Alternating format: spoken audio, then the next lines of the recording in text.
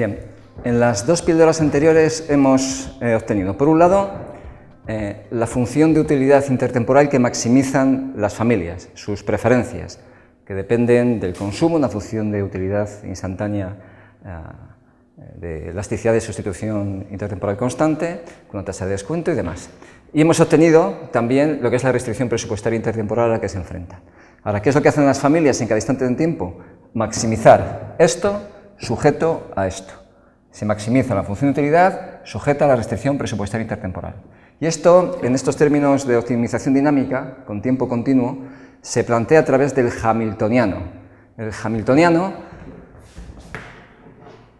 que es equivalente al lagrangiano, pero esto en término continuo, el hamiltoniano se construye de la siguiente forma. Fijaos, hay una serie de pasos sencillos a hacer. Para construir el hamiltoniano, para este problema y para cualquier otro, primero, se coge el integrando de la función de utilidad. Se coge el integrando, lo que está dentro de la integral.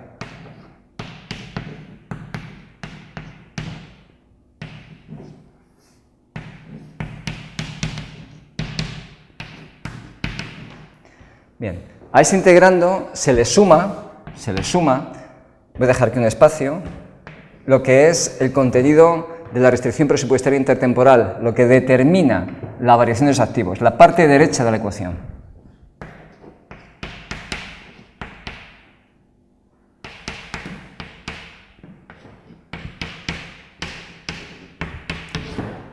Y el mecanismo de enlace, el parámetro de enlace, es el multiplicador dinámico de Lagrange, lambda, que tiene un montón de importancia, tiene un contenido económico importante, pero quiero que lo identifiquéis como el precio implícito de los activos. Es el precio sombra de los activos que poseen las familias, ¿de acuerdo?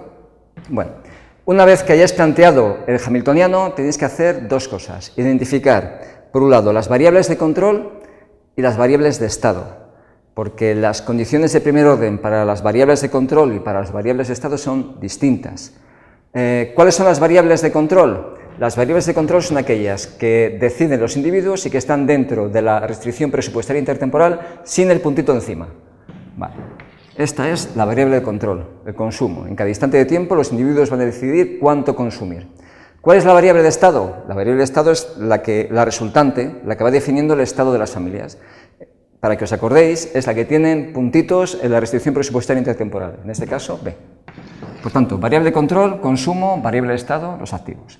Bien, a partir de ahí se hace siempre lo mismo. Hay unas condiciones de primer orden para las variables de control. ¿Cuáles son las variables de control? C. Pues la condición de primer orden es que la parcial del hamiltoniano con respecto a esta variable de control consumo sea igual a 0. Calculo la parcial y tendré, como aquí tengo el consumo, tendré E menos ρ menos nt. Como está elevado a 1 menos θ, pasa multiplicando. 1 menos θ, consumo elevado a menos θ.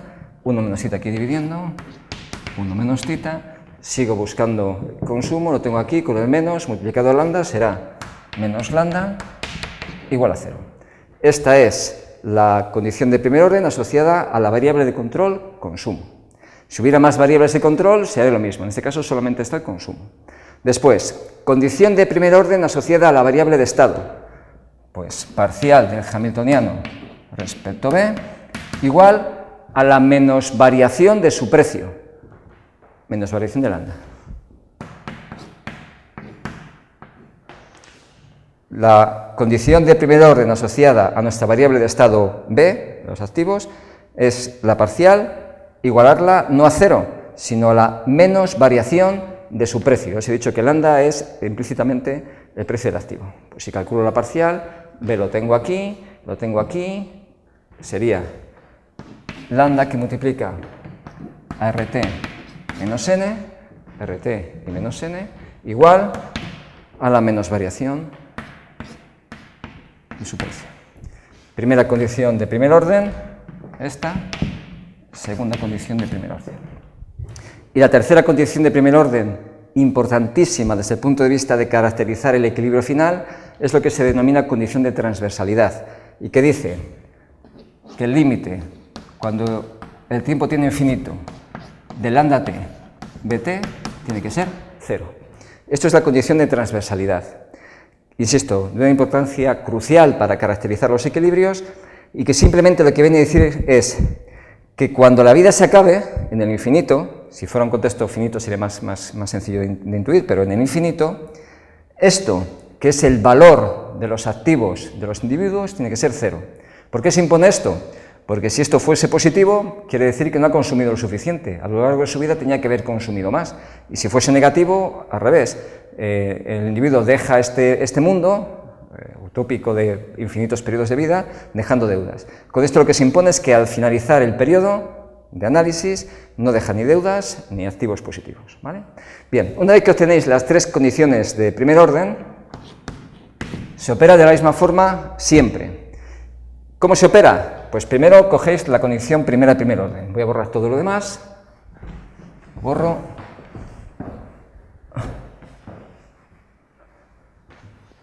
Cogéis esta condición de primer orden. Fijaos, este 1 menos θ y este 1 menos θ se nos van. El lambda lo podéis pasar al otro lado, con lo que tendréis e elevado a menos ρ n t por el consumo elevado a menos θ igual a lambda. ¿Vale? Es lo que queda. Bien, insisto, siempre se procede igual. ¿Qué tenéis que hacer ahí? Aplicáis logaritmos. Entonces tendríais menos ρ menos n por t por el logaritmo de e menos θ por el logaritmo del consumo igual al logaritmo de lambda. Ya sabéis que el logaritmo neperiano de e, lógicamente, es 1. ¿Vale? Una vez que hacéis esto, lo que procede ahora es derivar con respecto al tiempo. Deriváis con respecto al tiempo y entonces sería menos ρ menos n, porque es la derivada con respecto al tiempo, menos θ. Ya sabéis, perdonad, aquí falta un sub t, que la derivada con respecto al tiempo del logaritmo de una variable y su tasa de variación del consumo, igual a tasa de variación de lambda. Si despejáis la tasa de variación del consumo, si la despejáis, tendríais, pasa al otro lado, sería 1 partido θ menos tasa de variación de lambda menos ρ más n. En esto se os queda la condición de primer orden. Una vez que hayáis hecho eso, lo que procede es que utilicéis la condición de segundo orden. La segunda condición de primer orden. La segunda condición de primer orden que teníais y que era lambda t por rt menos n igual a la menos variación de lambda. Fijaos, ¿por qué se hace esto? Si yo despejo el lambda t, pasa aquí dividiendo, tendría que la menos tasa de variación de lambda es igual a rt menos n. Esto es esto, con lo que sustituís su valor, que es rt menos n, aquí arriba. ¿Y qué tenéis? Pues tendríais, si sustituís,